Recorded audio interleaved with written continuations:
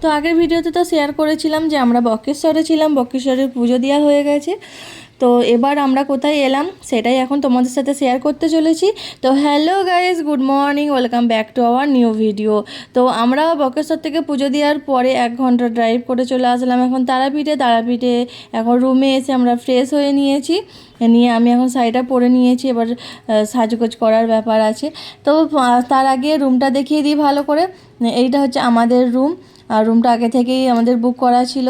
আমরা লাগেজ খুলে ফেলেছি, জামা কাপড় সব বার করছি, কারণ এবার তাড়াতাড়ি করে রেডি হবো। আমরা এখন যাব মায়ের মন্দিরে পুজো দিতে। আর এই হচ্ছে ব্যালকনি থেকে ভিউটা দেখুন। আর আমাদের রুম থেকে তারাপীঠ মন্দির বেশি দূরে নয়।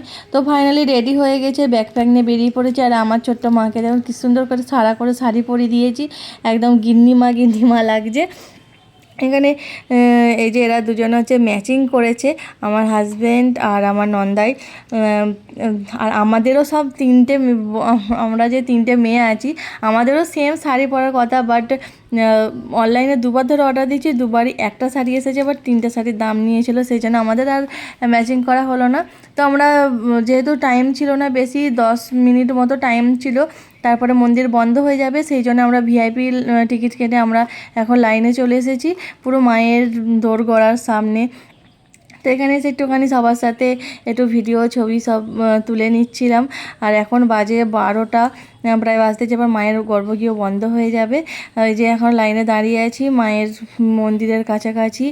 আর এখনও জেনারেল লাইনে এখনও অনেকটাই লাইন আছে, তো এখনও ঢুকতে দেয়নি।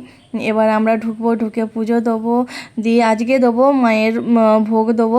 তো ফাইনালি আমাদের পুজো দেওয়া কমপ্লিট হয়ে গেছে। আর বৌদি এনেছিল 20 টাকার বান্ডিল, সেটাই এখন সবাইকে দেওয়া হচ্ছে। যেহেতু অনেক বেলা হয়ে গেছে, সেই জন্য হচ্ছে যারা ভিখারিগুলো বসে থাকে ওরাও খুব কমই আছে।